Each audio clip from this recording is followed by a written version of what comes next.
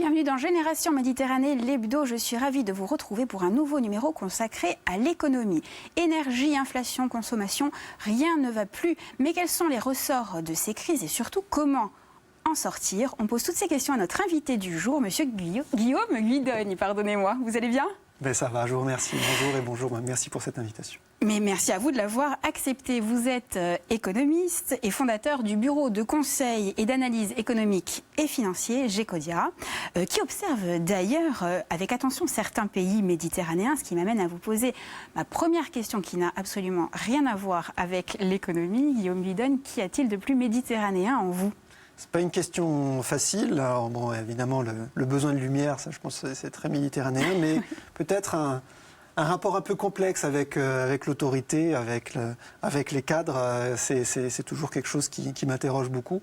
Alors, est-ce que c'est particulièrement méditerranéen ou lié au fait toutes les générations de bergers qui m'ont précédé, et donc plutôt le Stinto Paisan, ça je ne sais pas, mais voilà, c'est peut-être ça qui serait le plus local, on va dire, dans ma construction. Alors, est-ce qu'une trop grande liberté, l'absence d'autorité et de régulation transposée à l'économie peut conduire à des crises ? C'est pas une question facile non plus, donc non, mais effectivement, après, il faut trouver l'équilibre. Il faut trouver l'équilibre entre la régulation des mouvements économiques et la nécessaire contrôle des agents qui peuvent, si on les laisse faire un peu ce qu'ils veulent, conduire à des situations compliquées, voire même des situations de crise, et la liberté aussi des individus pour leur permettre d'exprimer leur potentiel. Donc il y a un équilibre à trouver effectivement qui est pas simple. Ça fait maintenant plusieurs années qu'on entend le mot crise façon tarte à la crème. Une crise économique, énergétique, alimentaire, migratoire, monétaire, on pourrait continuer comme ça longtemps. Peut-on encore parler de crise quand c'est une situation qui est installée depuis des décennies ? Effectivement, bon, une crise, c'est quelque chose de transitoire. Hein, ça peut durer quelques années, grand maximum. Hein, la grande crise financière qu'on a connue, c'est 2008-2010. Bon, après, on a eu la problématique que l'on a, c'est la succession des crises. Hein. On a eu une problématique au début des années 2000, la crise financière, ensuite la crise de la zone euro, la crise Covid, la crise de l'énergie. Donc, effectivement, ça fait beaucoup. Une succession. Mais il y a aussi des phénomènes plus structurels, notamment en Méditerranée, un modèle qui structure l'espace méditerranéen, qui lui n'est pas forcément issu des crises. Il est bouleversé et impacté par les crises, mais on va dire il est structurellement présent et lui, pour le coup, on ne peut pas vraiment dire qu'il soit, on va dire, on est dans une crise perpétuelle en quelque sorte.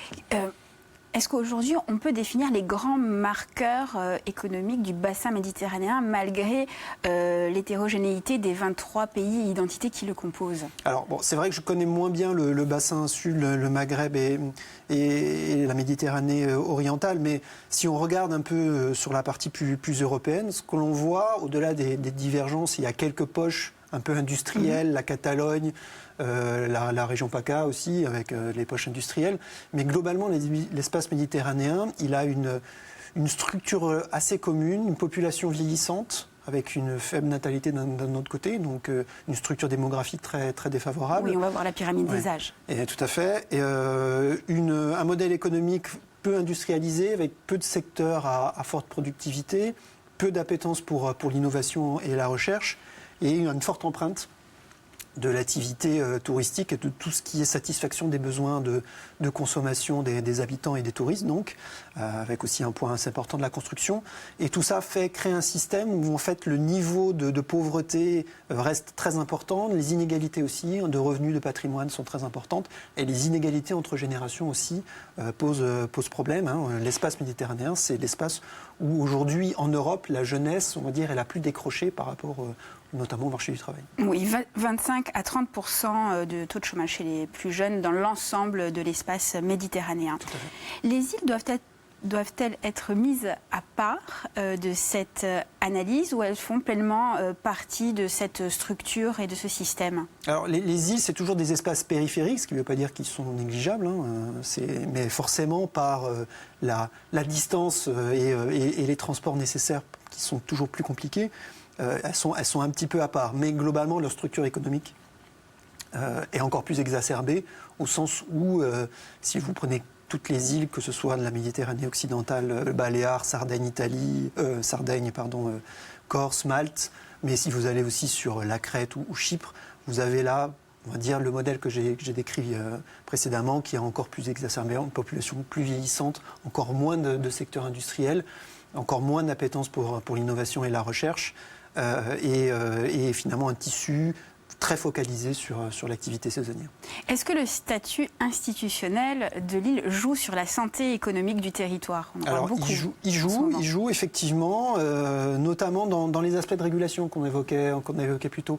Alors ça va du statut particulier à la région autonome jusqu'à l'île souveraine qui est Malte, par exemple. Oui, tout à fait. Bon, alors, effectivement, quand on est souverain, alors Malte, c'est dans l'Union européenne, donc il y a aussi un cadre quand même commun, le marché unique et les règles qui s'y appliquent. Mais globalement, voilà, la structure institutionnelle, elle joue au sens où ça donne plus de latitude éventuellement pour certains, notamment les États indépendants, mais aussi les régions autonomes, pour mettre en place des systèmes de régulation, notamment pour les priorités qu'elles peuvent dégager. C'est pas toujours une grande réussite, hein. Malte a une bonne performance économique, mais est très critiquable sur le plan notamment de la lutte contre la corruption et la criminalité organisée. La Sardaigne est une île autonome depuis très longtemps et les Baléares depuis un peu moins longtemps. Mais on va dire les Baléares s'en sortent beaucoup mieux que la Sardaigne. Donc le statut ne fait pas tout, mais en général, il aide quand même à soutenir les dynamiques, notamment les priorités politiques. Quels sont les ressorts de la crise qui traverse la Méditerranée aujourd'hui et qui va bien au-delà? Est-ce qu'on peut la dater à l'invasion de l'Ukraine? Est-ce qu'on peut parler du Covid? Est-ce encore antérieur à tout cela? Alors, en Méditerranée, la structure économique, on peut même la relier à une crise qui est finalement ce qu'on appelait la grande déflation de 1870. Donc on peut remonter très très loin. Okay. Non, mais ce que je veux dire, c'est qu'il y a eu un mouvement de fond de décrochage de l'espace méditerranéen, notamment européen, par rapport au reste, et notamment au nord de l'Europe, qui se joue un peu à la fin du 19e siècle, en tout cas qui s'accentue très fortement à partir de ce moment-là, et avec un décrochage où on touche le point bas à peu près dans les années 60-70. Et ensuite, on met en place ce nouveau modèle, notamment avec la forte imprégnation de l'activité touristique, qui a permis de raccrocher un peu les wagons. Mais là, effectivement, aujourd'hui, on arrive notamment après la crise Covid et avec cette crise énergétique, sur un espace qui est déjà structurellement, on va dire, en décrochage par rapport au reste de l'Europe. Si vous regardez les régions d'Espagne, d'Italie, elles ont globalement eu une richesse par habitant qui a stagné. Depuis plus de 20 ans. Depuis le début des années 2000, on est quasiment aujourd'hui au même niveau. On a fluctué, mais maintenant on est à peu près au même niveau. En Grèce, on a perdu 20%. Et encore, on est descendu plus bas que ça. On est remonté un petit peu depuis 2-3 ans. En revanche, en Europe centrale et baltique, on a eu la richesse par habitant qui a été multipliée par 2. Alors ils partaient de plus bas, mais aujourd'hui ils ont rejoint finalement le niveau de richesse que l'on a en Méditerranée européenne. Et on s'aperçoit que d'un côté, on a une frustration liée à la stagnation qui s'installe maintenant depuis, je vous l'ai dit, près de 2 décennies, alors que de l'autre côté, en Europe du Nord, en Europe centrale, on voit des dynamiques de croissance très fortes. Et finalement, on ressent ça à travers aussi la forte impact sur notamment le foncier et l'immobilier, et à travers les achats qui viennent de l'extérieur. Et le décrochage finalement de la population résidente par rapport, en quelque sorte, au niveau de richesse qu'il faut aujourd'hui pour accéder à l'immobilier dans toutes ces régions. De la Grèce, encore une fois, jusqu'à l'Espagne. Il y avait notamment cet été un article très intéressant dans Le Monde qui décrivait le fait que le tourisme en Grèce devenait de plus en plus un espace fait pour les étrangers où les résidents n'avaient plus accès à l'activité touristique et donc aux activités balnéaires, etc., qui sont trop chères pour les résidents. Et donc, quelque sorte, cette frustration liée à ce décrochage de niveau de vie qui devient apparent à travers ces phénomènes. Trop cher. L'inflation, Guillaume Guyton, elle est dans toutes les têtes et dans tous les budgets, peu sont épargnés. Là encore, est-ce qu'il s'agit d'une crise en soi ou est-ce une conséquence de tout ce que vous venez d'énoncer ? Alors, la problématique énergétique, elle avait débuté avant la crise, la guerre en Ukraine. En fait, on avait déjà, depuis la fin des années, on va dire juste la sortie de la crise Covid et surtout en 2021, on voyait déjà les prix de l'énergie en Europe, gaz et électricité, qui étaient en train d'augmenter petit à petit, mais régulièrement et assez fortement, qui étaient déjà à des niveaux élevés, avant même le déclenchement la guerre en Ukraine. Donc cette problématique, elle n'est pas finalement récente et elle est liée à une transition énergétique qu'on a voulu à travers des mécanismes, et notamment un mécanisme de marché et des priorités finalement politiques, mais on voit qu'on n'a pas réussi à construire un système résilient, et surtout on voit qu'on était extrêmement dépendant des importations de gaz russe, et cette transition écologique et énergétique que l'on faisait passer par le gaz, finalement se retourne contre nous. Alors en Méditerranée, on va dire, je vous disais qu'on avait une structure qui était peu industrialisée. Du coup, on souffre un petit peu moins à travers les différents boucliers tarifaires. Il y en a eu en Espagne, il y en a en France, il y en a en Italie, il y en a dans tous les pays. On va y revenir en détail. On va y revenir. Alors justement, quels sont les pays qui résistent le mieux, qui amortissent le mieux le choc ? C'est vrai que la France, si on regarde le bouclier, il a bien fonctionné. La Corse est protégée parce qu'elle a un statut particulier en termes d'énergie. C'est considéré comme une zone non interconnectée, même si elle est interconnectée avec l'Italie et la Sardaigne pour l'énergie. Mais elle a un prix réglementé. Donc ça lui a permis aussi de bien suivre, on va dire, le bouclier tarifaire national. L'Espagne s'en sort très bien. Elle aussi est peu interconnectée. Elle s'est décrochée du marché de l'énergie européen. Ça a été une chance. Et donc le marché énergie européen est une construction faite pour les temps calmes, mais dès qu'on est dans la tempête, plus vite on s'en décroche et mieux on s'en porte. On va y Après, c'est plus compliqué pour l'Italie, pour la Grèce, et c'est très compliqué pour les pays du Maghreb et de l'Orient de la Méditerranée. Vous le disiez, le bouclier tarifaire, je crois que le coût en un an, sur un an, c'est 24 milliards d'euros. Oui, en plus il faut rajouter le coût de l'achat, de la renationalisation d'EDF, donc on est à peu près à 40 milliards d'euros. Bon, il faut comparer avec les 200 milliards d'euros qui aujourd'hui sont mis sur la table par l'Allemagne. Et parmi les pays qui font des efforts pour alléger le coût de la vie de leurs concitoyens, il y a l'Espagne qui, depuis le 1er septembre et ce jusqu'au 31 décembre, a instauré la gratuité sur certains transports ferroviaires. Une mesure à la fois en faveur de l'environnement et qui répond à la hausse des prix des carburants. Guillaume Guidonne, que fait-on de la dette publique, du déficit ? Alors, est-ce qu'on est dans un quoi qu'il en coûte méditerranéen ? Alors c'est compliqué aujourd'hui. C'est pas que c'était négligeable pendant la crise Covid. Très clairement, on a oublié tout ça. Aujourd'hui, la situation, notamment monétaire, elle a changé et elle fait que ça devient plus compliqué de mettre en place des grands plans. Alors on compte sur l'énergie. Il y a vraiment encore énormément d'argent qui est injecté, mais on voit qu'on arrive un peu à la fin des possibilités de ce qu'on peut mettre vraiment sur la table. Les taux remontent. Assez fortement en Europe, et c'est encore plus vrai dans l'espace méditerranéen où structurellement les taux sont plus élevés. Et avec une dette publique qui devient plus chère, ça va devenir compliqué de maintenir longtemps ces dispositifs de soutien aux ménages et aux entreprises. Ce sont les citoyens qui vont payer l'addition à moyen-long terme. L'Espagne a encore une fois cette chance-là, cette possibilité finalement d'avoir un marché de l'énergie presque un peu régulé de façon plus serrée. Aujourd'hui, effectivement, l'inquiétude est peut-être en Europe plutôt sur l'Italie, et elle se trouve aussi sur les pays du Maghreb, l'Égypte aussi. Alors, le Liban, j'en parle même pas, c'est des situations extrêmement compliquées, où là, pour le coup, le quoi qu'il en coûte n'est pas possible, et en plus, où l'inflation est devenue un problème social très important. Plus en détail, quels sont les États et les populations qui souffrent le plus de la situation aujourd'hui ?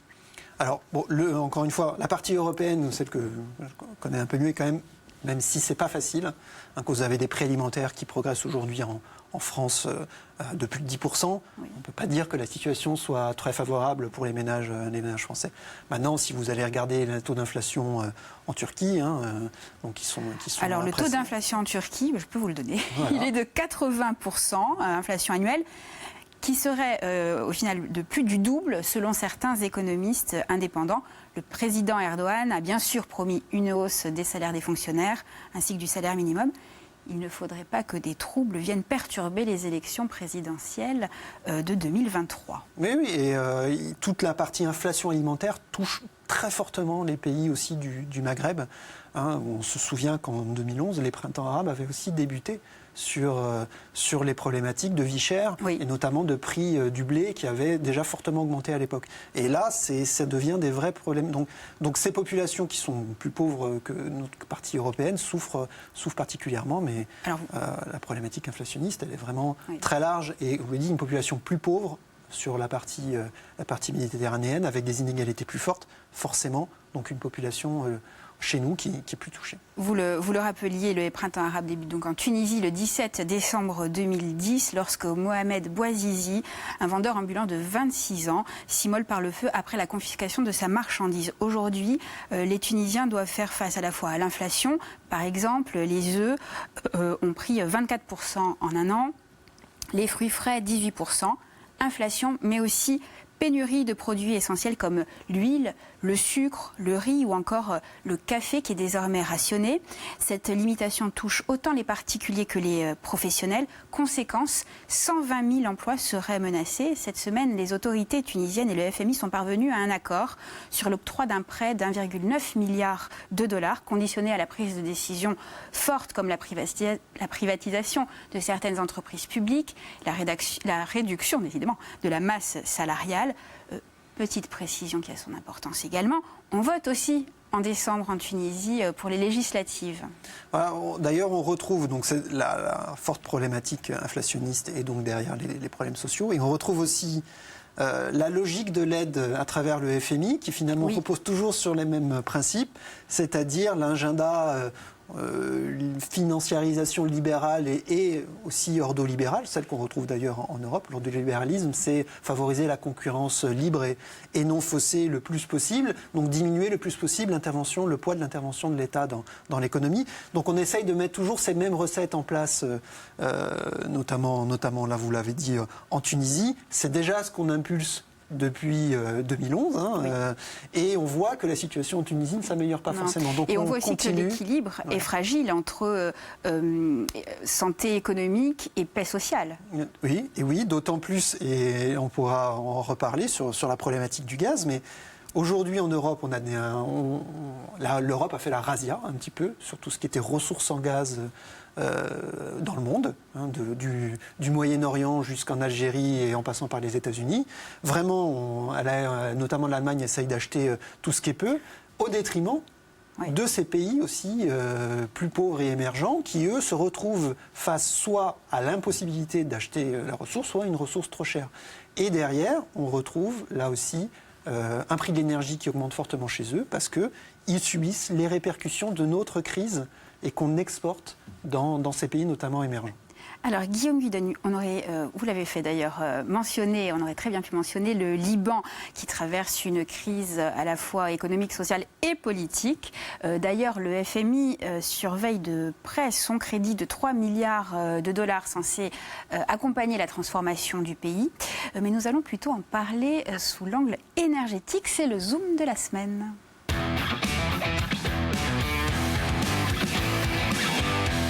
Alors mardi, le Liban et Israël ont enfin conclu un accord sur leurs frontières maritimes en Méditerranée orientale qui permettra d'exploiter des gisements gaziers. Après d'intenses négociations sous l'égide des États-Unis, Beyrouth a jugé la proposition, je cite, satisfaisante, mais veut toutefois examiner l'accord en arabe pour se prononcer définitivement. Le texte prévoit que le gisement offshore de Karish, voilà, vous avez la carte à l'écran, soit sous le contrôle d'Israël et que les réserves de Cana situées plus au nord-est soient octroyées au Liban. Autre salon de ambiance, j'ai envie de vous dire, la situation est un peu différente entre la Grèce et la Turquie. Loin de s'accorder sur les gisements au large de Chypre, la Turquie multiplie les provocations qui ne laissent pas Athènes indifférente, alors que l'Égypte, pour rebondir sur ce que vous disiez, pour compenser l'inflation et la hausse des prix du blé, a depuis cet été diminué l'éclairage de rue pour pouvoir vendre son propre gaz à l'Europe. L'Algérie, elle, est dans le top 10 des producteurs gaziers au monde et elle s'affirme en tant que fournisseur des pays de la rive nord, plus particulièrement l'Italie et l'Espagne. C'est moins clair avec la France malgré la visite officielle du président Macron au début septembre. Guillaume Guidoni, la guerre en Ukraine a précipité la crise énergétique et les sanctions prises par l'Union européenne à l'encontre de la Russie, portant notamment sur l'interdiction d'importer du pétrole et du charbon. En réaction, Moscou freine voire suspend ses livraisons de gaz. Alors, est-ce que cette crise va rebattre les cartes dans l'espace méditerranéen, dans la mesure où ce sont, vous le disiez, les rives sud et est qui détiennent les ressources énergétiques et qui fournissent les pays du Nord et, pour faire court, l'Union européenne. Est-ce que ça peut rebattre les cartes ou au contraire ça peut encore plus les plonger dans la crise, c'est ce que vous sembliez dire? Oui, alors bon, il y a une première chose, c'est globalement on a coupé, la Russie a diminué, mais on a coupé les liens avec la Russie. Donc c'était une volonté notamment allemande, je vous l'ai dit, oui. Du coup qui a fait la razzia un petit peu sur tout ce qui était disponible en capacité, notamment en gaz naturel liquéfié. Le gros fournisseur de l'Europe aujourd'hui, c'est surtout la Norvège. L'Algérie fournit essentiellement l'Italie et l'Espagne, à travers des gazoducs d'ailleurs qui existent entre l'Italie et l'Espagne. Effectivement, la France très peu. La France a plutôt des liens sur le gaz avec la Norvège. Il n'y a pas de gazoduc entre l'Algérie et la France. Donc l'Algérie a augmenté ses ventes de gaz, notamment à l'Italie, mais au détriment aussi de pays émergents qui aujourd'hui se fournissaient auprès de ce pays. Après, est-ce que c'est une chance? Effectivement, pour l'Algérie aujourd'hui, ça va lui permettre d'augmenter, vu le prix du gaz, c'est surtout ça, ça lui permet d'augmenter très fortement ses ressources. Donc quand on a du gaz, c'est une bonne chose. En Méditerranée orientale, le Liban, vous avez parlé de la Turquie, la Grèce, Chypre. On voit aussi que ça génère énormément de tensions géopolitiques. Alors sans être un expert des tensions géopolitiques dans la zone, on voit quand même qu'elles sont relativement fortes. Et il n'est pas sûr qu'une ressource qui, somme toute, est importante, mais n'a pas l'ampleur de celle de la Norvège, mais qui vaut quand même beaucoup d'argent, je ne suis pas sûr que ça apaise énormément la zone. Donc ça va leur bénéficier s'ils sont capables de mettre en place un système où tout le monde s'y retrouve en termes d'exploitation. Sinon, ça risque au contraire de générer d'autres tensions qui peuvent dégénérer assez rapidement. Et quelques mots sur la politique énergétique de l'Union européenne. La politique énergétique, on a tout axé sur la transition énergétique à travers le gaz, en faisant de la Russie le partenaire privilégié, notamment de la zone Allemagne, Europe du Nord, Pays-Bas, etc. Et dans le même temps, les gisements, notamment des gisements aux Pays-Bas, qui étaient très importants pour des raisons de réglementation écologique et là aussi de favoriser la transition vers les énergies renouvelables. Nous, on n'a pas investi dans les quelques ressources que l'on avait. Donc on est devenu très dépendant de la Norvège. On va dire que là, c'est plutôt un pays stable et ami, de la Russie où c'était plus problématique, mais on va dire ça posait pas tant de problèmes que ça jusqu'à l'hiver dernier. Là, on coupe les liens à toute vitesse et on voit bien que la structure que l'on avait construite était une structure intellectuellement très bien, très posée, mais dès que la tempête se lève, le château de cartes s'est effondré et la transition écologique et énergétique que l'on nous promettait comme étant facile, on s'aperçoit qu'elle devient extrêmement compliquée, d'autant plus qu'on a toujours des objectifs extrêmement ambitieux dans notamment les voitures électriques, sans avoir la possibilité derrière de mettre des infrastructures qui y répondent. Est-ce que la sortie de la crise passera inévitablement par l'Union européenne, en quelques mots? Moi, je vais vous donner un exemple assez simple pour l'espace méditerranéen. Je voulais parler d'un modèle où il y avait peu d'innovation. Et pour la Corse, c'est particulièrement exacerbé. C'est l'une des îles où on investit le moins dans la recherche et le développement. C'est 2 fois moins que la Sardaigne ou Malte. C'est 3 fois moins, y compris que Chypre ou que la Crète. Et c'est 10 fois moins que l'Islande, qui n'est pas en Méditerranée, mais qui est une île particulièrement dynamique et comparable à la Corse en termes de population. Donc on part de très loin, on est l'un des territoires où on investit le moins dans la recherche et le développement. Et donc il y avait eu un projet qui avait été voté à l'Assemblée nationale, qui était de favoriser la bonification du crédit impôt recherche. Donc on avait un taux qui était bonifié, et ceci a été contré par l'Union européenne au nom de la libre concurrence, donc la concurrence libre et non faussée. Donc aujourd'hui, l'Union européenne n'est pas toujours une alliée. On considère que la Corse n'a pas besoin d'être aidée, alors que c'est l'une des plus faibles, et on lui dit, si vous mettez en place un dispositif spécifique, attention, vous risquez de distordre la concurrence entre les grands États. Évidemment, Google allait se jeter sur la Corse pour installer tous ses centres de recherche. Guillaume, il nous reste à peine une poignée de secondes. Rapidement, est-ce qu'il y a des signaux d'amélioration et quand sortirons-nous de cette crise sans être devin? Structurellement, je pense que là, aujourd'hui, on est plutôt dans la continuation de la dégradation. En 2023, on voit que ça sera toujours très compliqué sur le plan de l'énergie. Donc, à ce stade, on est toujours dans quand même une phase de dégradation. À court terme, on voit, il n'y a pas encore de rebond, voire même on est plutôt, encore une fois, en train de descendre. On est encore en train de descendre. Super, allez, on passe à la chanson. Alors, la bande originale, c'est tout de suite.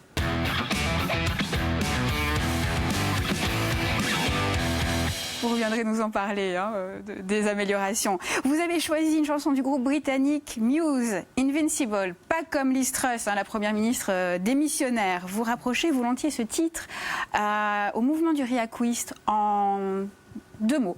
Pourquoi ? C'est pas le même style du tout, c'est pas la même langue du tout, mais si vous regardez les thèmes depuis le début du groupe Muse, avec certains thèmes, je pense par exemple à l'album Guerrieri di Lederno de Chiama Dialese, on retrouve plein de thèmes communs, mais il y a d'autres chansons, et pas que de Chiama Dialese, il y a plein de chansons qui parlent un peu de ces thèmes-là, la liberté, la révolte, le besoin de...